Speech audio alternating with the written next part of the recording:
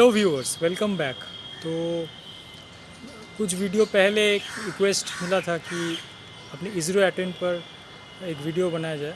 तो मैंने सोचा कि अपनी इसरो अटेम्प्ट से मैंने जो सीखा है वो आप सबके साथ शेयर करो एक वीडियो में। तो इसरो जैसे हम लोग सब जानते हैं, इंडियन स्पेस रिसर्च ऑर्गेनाइजेशन, वो इंजीनियरिंग के अलग अलग ब्रांचेस से ग्रेजुएट्स रिक्रूट करती हैं, जिसमें इलेक्ट्रॉनिक्स में जो वैकेंसी रहती है वो सबसे बहुत ज़्यादा रहती है। और बाकी सब ब्रांच जैसे इलेक्ट्रिकल, सिविल, ये सब में उतना ज़्यादा नहीं रहता। और साइंटिस्ट पोजीशन पे ये रिक्रूट करती है लगभग साल में एक बार मे बी। उसके लिए अलग से एग्ज़ाम होता है उनका रिटन, उसके बाद रिटन जस्ट स्क्रीनिंग होता है, उसके बाद प्योरली जो सिलेक्शन का जो रहता है वो इंटरव्यू पर होता है। और तो इस वीडियो में अपने इसरो साइंटिस्ट 2019 और 20 अटेम्प्ट के बारे में शेयर करूँगा। दोनों ही बार मैं नाकाम रहा, लेकिन तो क्या हुआ, उससे मुझे ज़रूर कुछ सीखने को मिला जो मैं शेयर करूँगा इसमें। तो पहला अटेम्प्ट जो मेरा रहा था उसके पहले मैं थोड़ा शेयर कर लेता हूँ किस तरह कॉम्पिटिटिव एग्ज़ाम होते हैं, उसमें किस तरह की स्ट्रेटेजी रहना चाहिए। फर्स्ट टाइप होता है जिसमें आपका गेट की तरह, जिसमें डिफ़िकल्टी लेवल थोड़ा हाई रहता है, मॉडरेट टू हाई, और टाइम सफिशिएंट रहता है। तो आपका स्पीड ऑफ आंसरिंग उतना ज़्यादा नहीं लगता है, एक्यूरेसी अच्छा लगता है, अच्छी लगती है।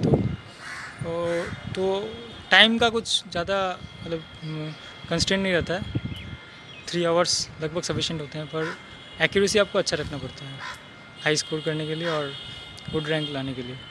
और नेक्स्ट आती है सेकेंड कैटेगरी की एग्ज़ाम, जिसमें स्पीड ऑफ आंसरिंग बहुत हाई लगता है और एक्यूरेसी थोड़ा कम कर सकते हैं, मतलब एक्यूरेसी को कॉम्प्रोमाइज़ कर सकते हैं for the sake of answering more number of questions. इस कैटेगरी में आती है EAC प्रीलिम्स की, इनके जैसे एग्ज़ाम। EAC प्रीलिम ऑब्जेक्टिव में देखा जाए तो EAC प्रीलिम्स, फिर अलग अलग PSU जो एग्ज़ाम कंडक्ट करते हैं वो सब। अब थर्ड कैटेगरी एग्ज़ाम आती है जिसमें स्पीड ऑफ आंसरिंग भी हाई लगता है। हाँ, डिफ़िकल्टी लेवल का देखा जाए तो EAC में मॉडरेट रहता है। और थर्ड कैटेगरी आती है जिसमें स्पीड ऑफ आंसरिंग आपको बहुत हाई रखना पड़ता है, अच्छा रखना पड़ता है, और एक्यूरेसी भी अच्छा रखना पड़ता है, क्योंकि कट ऑफ बहुत हाई जाता है वैकेंसी कम होने की वजह से। लेकिन ये सब में इस टाइप का एग्ज़ाम में ये अच्छा है कि आपका जो डिफ़िकल्ट लेवल है वो easy on the easier side रहता है ईजी टू मॉडरेट। तो आपको जस्ट फटाफट अपना जो जितना आता है उतना बनाना पड़ेगा टाइम लिमिट में। तो इसरो का पेपर में क्या होता है, इलेक्ट्रिकल का देखा जाए तो 80 क्वेश्चंस रहते हैं 1.5 आवर्स या 90 मिनट्स में अटेम्प्ट करने के लिए। मेरा पहला अटेम्प्ट में और पर क्वेश्चन +3 मार्क्स रहता है for correct attempt, and negative marking में -1 फॉर रॉन्ग अटेम्प्ट। तो 240 में कट ऑफ बहुत हाई जाता है जनरल कैटेगरी के लिए, क्योंकि ये एक ऑल इंडिया लेवल एग्ज़ाम है और इसमें बहुत कम वैकेंसी रहता है। जैसे 170 2019 में दो तरह के पोस्ट थे, BE 005 और BE 008।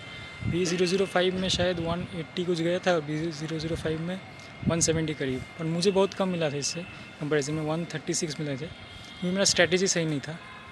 और 2020 में क्या हुआ था, 160 शायद 4 कुछ था कट ऑफ, और मेरा मार्क्स था शायद 150, इसमें कुछ 156 समथिंग।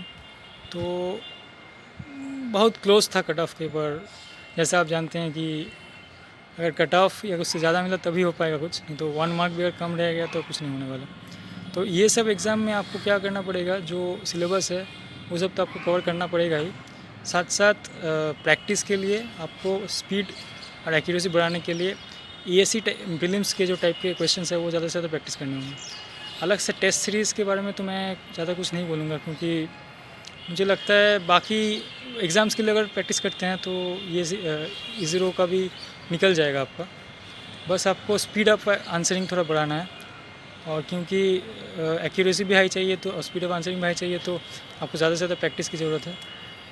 और तो जितना क्वेश्चंस 80 क्वेश्चंस देखते ही आप घबरा मत जाइए, पहले आराम से पेपर को मतलब एक बार पढ़ लीजिए।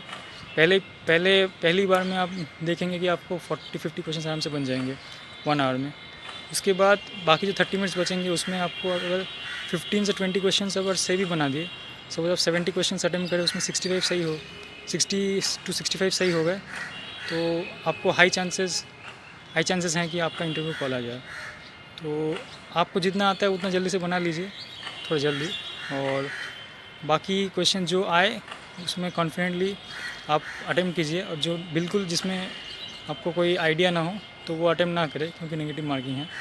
तो वो चीज़ थोड़ा संभल कर अटेम्प्ट करें, आंसर करें। बाकी थोड़ा ज़्यादा प्रैक्टिस की ज़रूरत है, क्योंकि कट ऑफ कुछ हाई ही जाता है, और इसलिए इसमें जो ऑब्जेक्टिव टाइप ये सी प्रीलिम्स की तरह के होते हैं, उस तरह क्वेश्चन ज़्यादा प्रैक्टिस करें, वो भी टाइम बाउंड में। और इससे हो सक मतलब इससे आने का आपका क्लियर हो जाने का हाई चांसेस रहता है। आपका जो स्क्रीनिंग टेस्ट है रिटन, उसके बाद प्योरली आपका जो सिलेक्शन है वो इंटरव्यू पर डिपेंड करेगा, तो वो उसके लिए अलग से प्रिपरेशन की ज़रूरत है। तो ये रही थी मेरी ISRO SC रिटन टेस्ट का एक्सपीरियंस। Thank you.